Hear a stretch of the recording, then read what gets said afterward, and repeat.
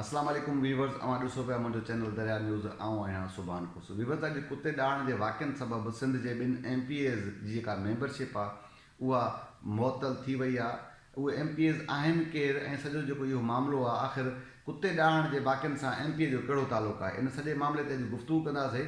कुझु अर्सो पहिरियां Sindh high court जी Sukkur bench में हिकु शहरी दरख़्वास्त दाख़िल कई, जंहिंमें इहो मौक़िफ़ अख़्तियार कयो त सिंध में कुते ॾाण जा वाक़िआ रोज़ जेको आहे रुनमा थियनि था, जंहिं सबबु जेका मासूम ॿारड़ा शहरी इन्हनि जेको रोलू कुतनि जो शिकार थियनि था।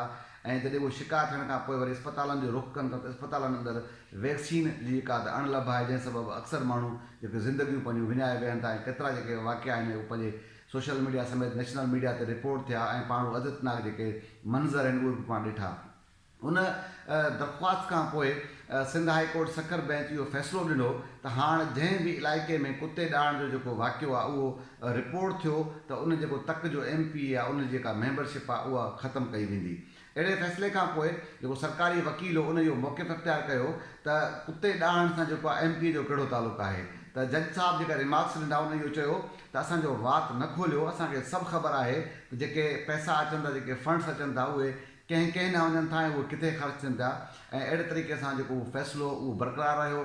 फ़ैसिले अचण खां पोइ पहिरियों जेको वाक़ियो मीडिया में रिपोर्ट थियो उहो रते देरे में हिकु मासूम ॿारड़ी हुई, जंहिंखे जेको आहे त रोलू कुतनि ॾाढे विधो ऐं उहे जेके फुटेज उहे नेशनल मीडिया समेत सोशल मीडिया ते बि वायरल थिया। अहिड़े तरीक़े सां जेका ॿियो जेको मामिलो आहे उहो ॼामशोरे मां रिपोर्ट थियो, उते बि जेके कुतनि जा जेके ॾाण जा वाक़िआ रिपोर्ट थिया। ऐं अॼु सिंध हाई कोर्ट जी सखर बेंच रते देरे मां चूंडियल MPA आहे पाकिस्तान पीपुल्स पार्टी जी जेका सदर आसिफ ज़रदारी जी जेका भेण आहिनि फरियाल टालपुर साहिबा, उहे आहिनि। ऐं जेको रते देरे ऐं जेको आहे ॼामशोरे मां मलिक असद सिकंदर जी जेका मेंबरशिप आहे उहा ख़तमु करण जे लाइ जेको आहे त Sindh high court election commission खे लिखी छॾियो आहे। हाणे इहो ॾिसणो आहे।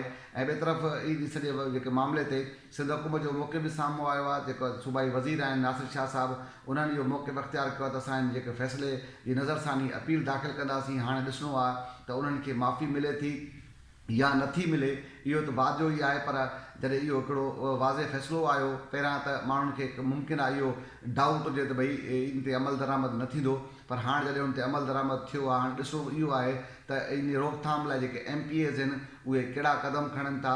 इहे बाक़ी इहे जेके मामला जेके कुते ॾाण जा वाक़िआ आहिनि उहे उन्हनि में का घटिताई ईंदी या उन्हनि में घटिताई न ईंदी। हाणे जेको इहो पस मंज़र आहे त इहो सुवालु हर माण्हू जो ज़हन में उथंदो त टाउन एरियाज़ में जेके कुता आहिनि उहे माण्हुनि खे ॾाढ़नि त उन्हनि वाक़ई MPA जो कहिड़ो तालुक़ु आहे। त जॾहिं इहो जेको सॼो फ़ैसिलो आयो उन खां पोइ जेके सुञाण माण्हू आहिनि उन्हनि इन सॼे मामले जेके तर्जिया कया आहिनि उन्हनि में इहो आहे त भई टाउन ऑफिसर जेके बि मुक़ररु थींदा, छाकाणि जेके टाउन ऑफिसर जेका मुक़ररी आहे उहा सियासी बुनियादनि थींदी आहे। ख़ासि तौर ते जेके चूंडियल नुमाइंदा MPA जेके MNAs आहिनि उन्हनि जी NOC तमामु ज़रूरी हूंदी आहे। हाणे जॾहिं उन्हनि जी NOC सां इहे माण्हू अची करे वेहनि था ऐं किरोड़नि पंहिंजे जेके फंड्स बि जेके सॼी सिंध जेके टाउन कमेटीज़ में मिलनि था, पर उते आख़िरी जेको टाउन अमलो आहे इहे इन रोलू कुतनि खे जेको आहे त मारण लाइ किरदारु अदा छो नथा कनि। पोइ जारी ॻाल्हि आहे जज साहिबान इहो सोचियो त सॼे मामले खे चङी तरह ख़तमु करिणो आहे त उहो कीअं ख़तमु थी सघे थो।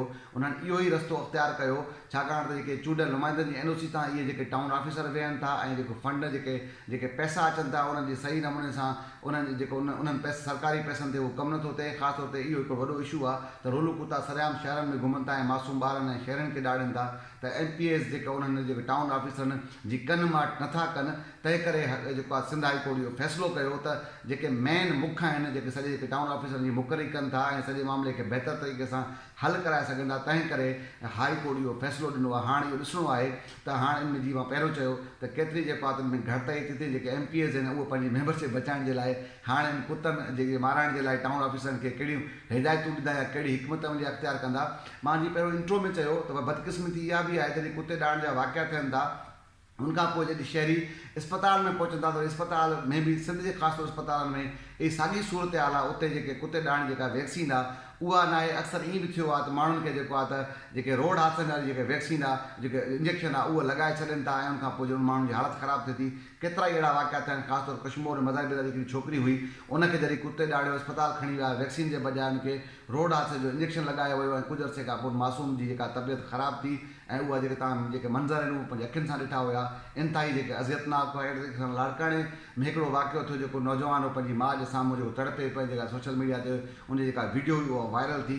जेके अज़ियतनाक इहे वाक़िआ आहिनि ऐं Sindh high court Sukkur bench जो तमामु वॾो फ़ैसिलो आहे। हाणे इहो ॾिसणो आहे त इन्हनि में केतिरी रोकथाम थिए थी, ऐं ख़ासि तौर ते इहा बि उमेदु कजे थी त सिंध हाई कोर्ट इन अस्पतालनि तरफ़ बि ध्यानु ॾींदी, छाकाणि त अस्पतालनि में वैक्सीन न हुजण सबबु अक्सर शहरी बेवारो मददगार थी करे पंहिंजे जेको अज़ीज़नि खां जेको आहे हथु धोइनि था, ऐं उनजी जेको आहे त ज़िंदगी नथी बची सघे ऐं उहे मौत जे हवाले थियनि था। ऐं इहा उमेदु कयूं था त हाणे इहो बि ॾिसूं था त जेके चूंडियल जेके नुमाइंदा आहिनि उहे इन जेके हाई कोर्ट जे इन सख़्तु फ़ैसिले खां पोइ उहो पंहिंजी जेका मेंबरशिप बचाइण लाइ कहिड़ी हिकमत अमली अख़्तियार कंदा। अॼु इन प्रोग्राम जा सुभाणे वरी कंहिं ॿिए इशू कंहिं ॿिए मामले में मुलाक़ात थींदी।